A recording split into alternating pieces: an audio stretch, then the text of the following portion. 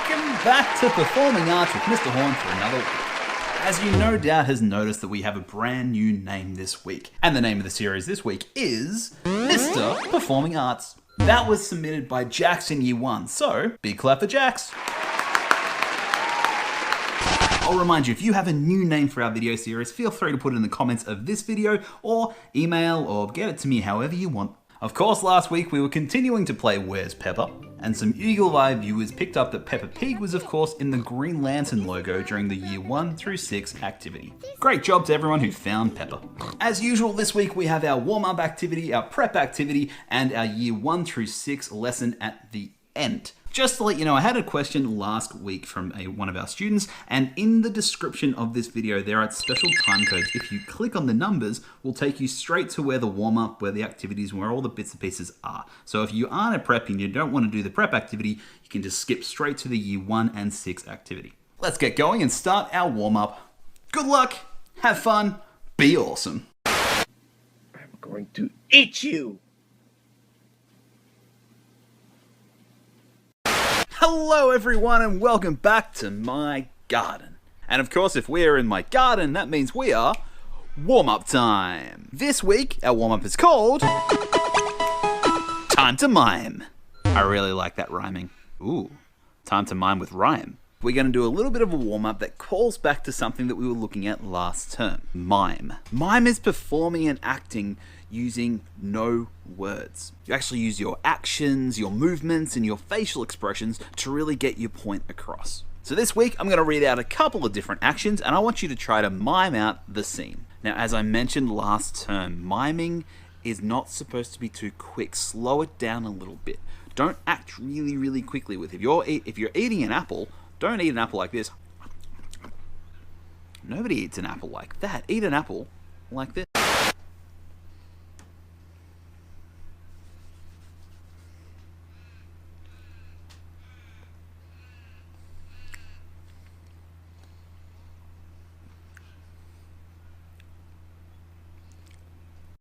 What always helps with mime as well is creating a little story in your head. Think about what could possibly go wrong or what could happen while you're doing the actions. So this time I'm going to mime the apple, but have a little story around. I might accidentally chip a tooth and be in a lot of pain or something like that.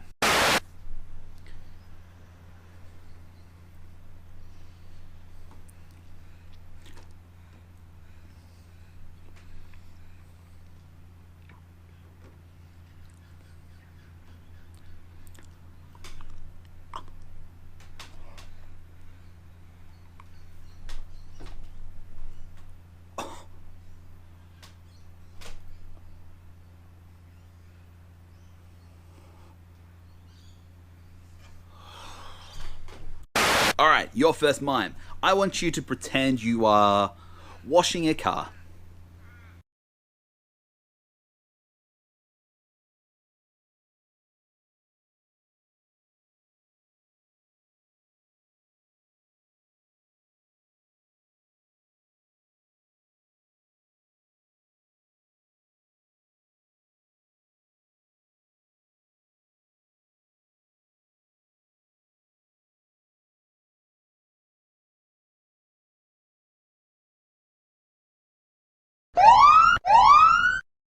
I want you to mime that you are, I'll help out parents on this one, miming out that you are taking out the rubbish.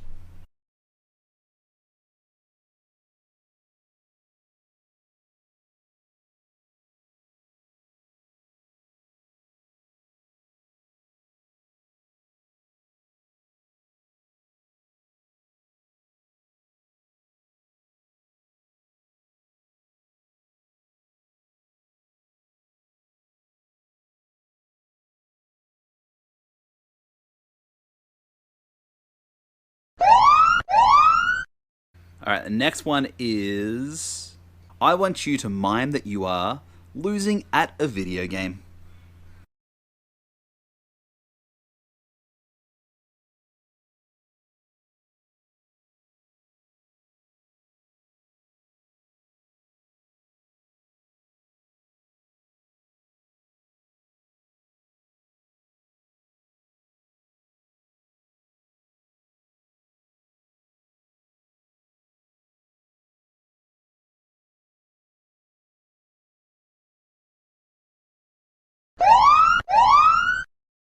Alright, this time I want you to mime that you are telling someone that you love them.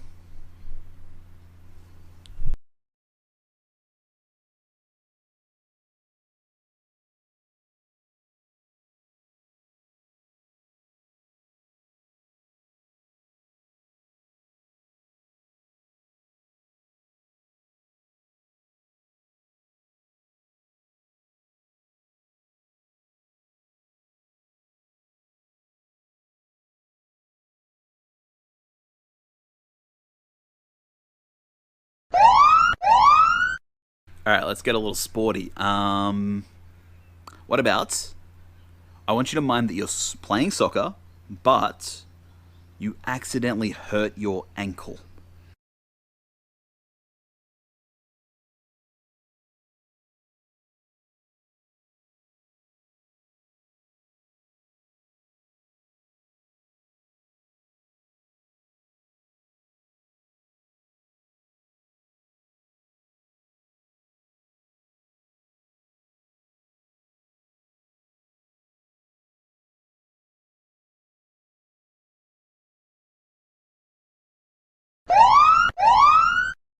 Alright, last one. Let's make this a silly one. I want you to pretend that you've been shot by a shrink ray and you're turning really, really, really small.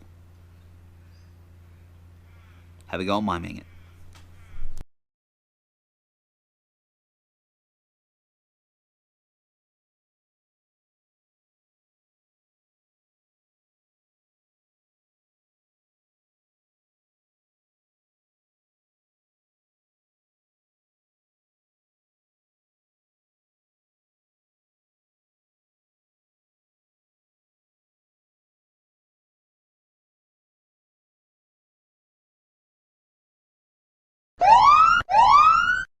Great job of miming our warm-up. Now, if you feel like you are suitably warmed up, then let's get on to the main activity. Enjoy! Hello, my wonderful, brilliant, amazing, talented preps. Welcome back for your lesson this week. Now, last week we talked about a very special part of drama, character. And you ended up making up your own puppet character. Remember Becky? Hi guys, how are you again? Becky and I absolutely loved all the amazing puppet videos you guys sent us. We watched them and we laughed together. It was fantastic. This week we're going to be able to talk about a new part of how to make drama. It's called... Becky, do you want to introduce it? Sure thing, Mr. Horn. This week we're looking at something called setting. Thanks, Becky. I'll take it from here. No worries, Mr. Horn. Flip, flip, flip, flip, flip, flip, flip, flip, flip, flip, flip, flip, flip, flip, flip, flip. When we talk about setting, what we're talking about is where the story is taking place. Setting could be things like an alien planet, or it could be your backyard, or it could be the shopping center, or the movies, or a popcorn factory.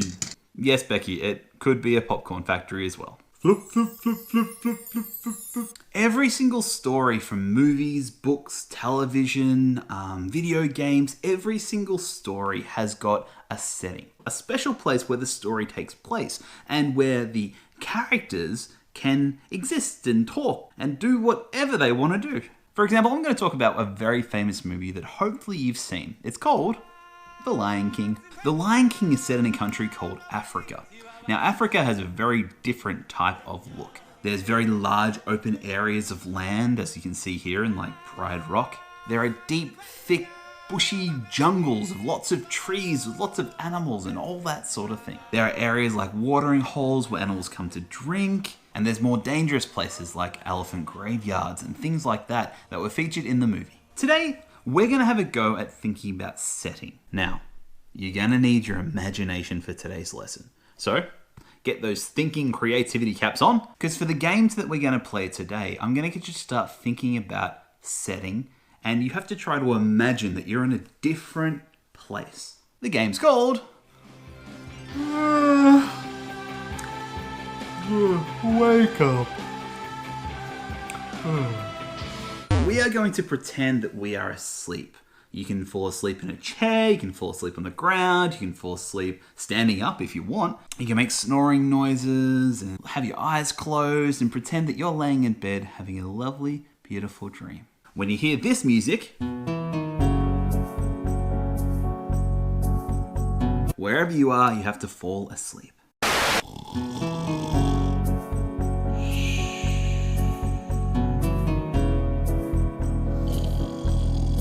When the music stops, I'm going to yell, "Wake up!" And you need to wake up.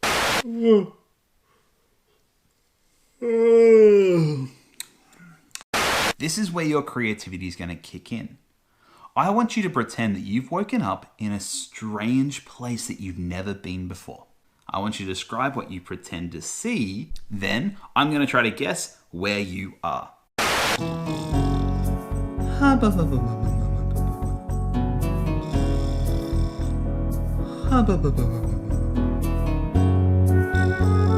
Wake up! What do you see? Where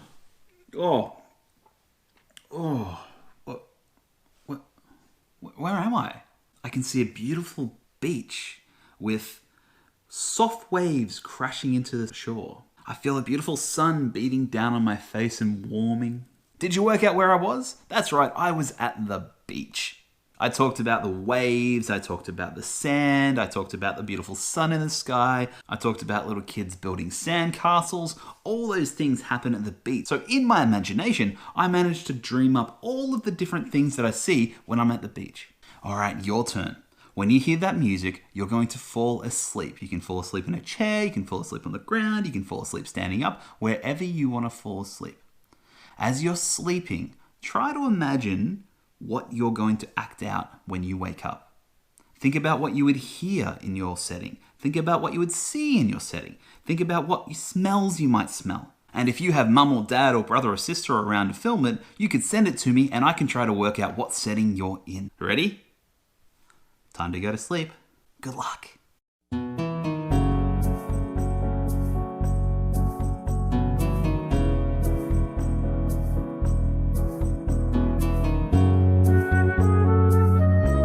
Wake up!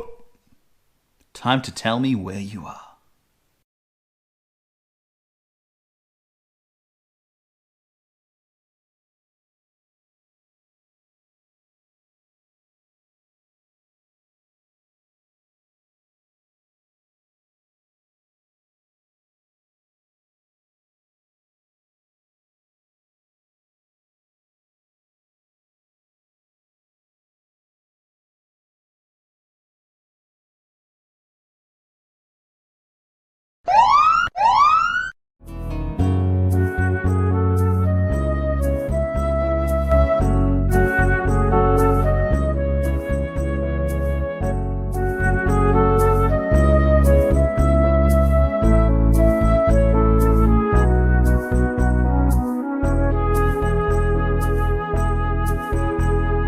Wake up! What do you see?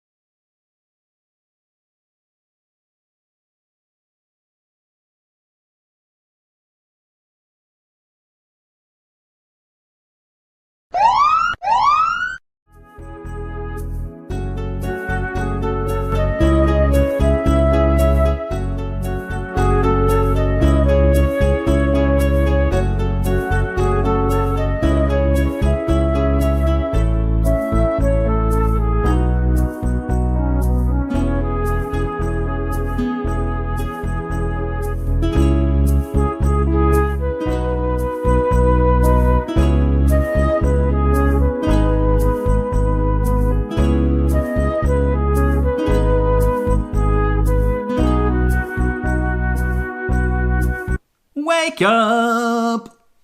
Describe where you are.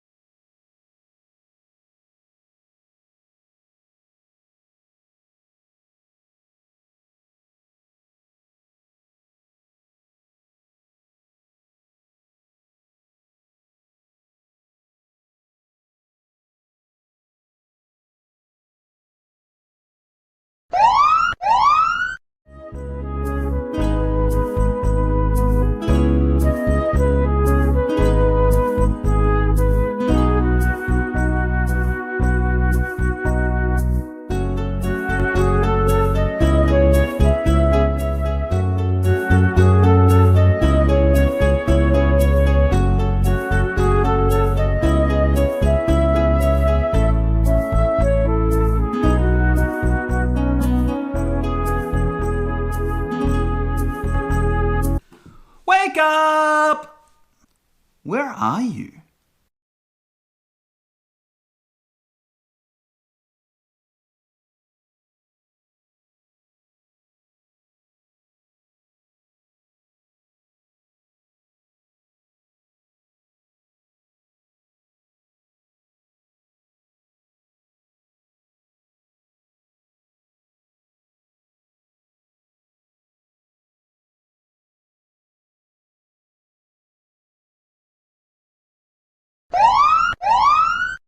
Now this is an awesome and fun game that you can play with your mum, your dad, your brother, your sister, your uncle, your auntie, your pet dog, your favorite toy, or anyone else that is around for you to play with. If you want to go back and play it a little bit more, feel free just to rewind the video and you can start back from when we started playing. That's all from me and Becky. I hope you had fun describing your setting today, and I'll see you at the end of the video. Bye! Boy.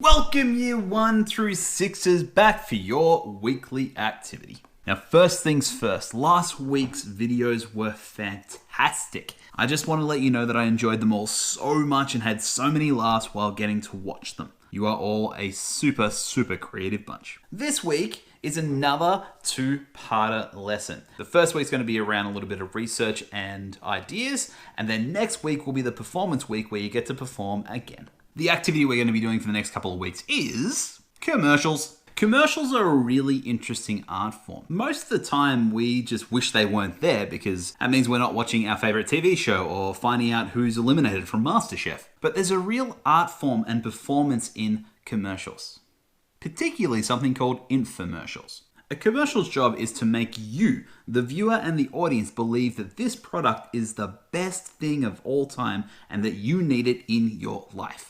They use things like rhetorical questions and alliteration and persuasive language. Now I know what you're going to say.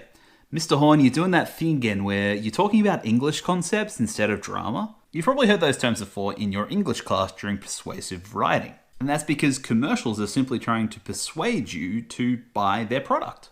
We're going to look at an example of an infomercial if you haven't seen one before. The product they're going to be trying to sell you is a special tool that helps you cut pineapples. As you're watching, see if you can pick up any of the persuasive techniques they're actually using to try to convince you that this product is the best product in the entire world. Let's have a look. Do you love fresh pineapple but hate all the mess? And who wants canned? Aloha from the islands. Anthony Sullivan here for the Pineapple Twist. The fastest and easiest way to core, peel, and slice a pineapple. Here's the twist. Just push in the blade and give it a twist and a turn. Then simply pull it out, remove the handle, and slide off the stack. Then with one simple cut, you've got perfect slices every time. Use the pineapple twist to make fresh salsa Hawaiian style, or add some flair to a mouth-watering baked ham. Let pineapple twist be the hit at your next barbecue and carry the theme through a delicious dessert. The secret's the specially designed self-guiding coring blade that perfectly peels, cores, and spiral slices pineapples with ease. Use the pineapple twist to create fresh fruit salads. Add a tropical twist to grilled chicken or to sweeten your fried rice. With the pineapple twist, nothing goes to waste, and you can do even more with the core. Make delicious tropical drinks or smoothies and serve them up resort style, or create beautiful centerpieces for a party. And when it comes to desserts, the pineapple twist adds a little taste to the islands. It's great for cakes, pies, even flambe. And don't forget, pineapple's good for you. Make the foods you love tastier and healthier with pineapple twist. Call now and get the pineapple twist for the low price of just $10. But spend $10 with me today, and I'll spend $10 right back with you. We'll double the value. Just pay separate processing and handling. That means you get 2 pineapple twists, a great value, all for just $10. So call or click now. Here's how to order. I hope you enjoyed that infomercial for the pineapple twist. How many persuasive techniques did you pick up? I'm going to talk about just a few. One very obvious persuasive technique we saw straight away was rhetorical question. The first thing we saw in the entire commercial was somebody asking us, Do you love fresh pineapple but hate all the mess? Which the answer is, of course I love pineapple, but I do hate the mess. Then we meet Anthony Sullivan. Anthony Sullivan is here to show us exactly how to use the product and why it's the best thing ever. Anthony Sullivan here for the Pineapple Twist, the fastest and easiest way to core, peel, and slice a pineapple. Just like in persuasive writing, we hear all of the arguments of why you need this product. Why the Pineapple Twist will make your life so much easier. Perfect slices every time. And don't forget, pineapple's good for you. For the low price of just $10.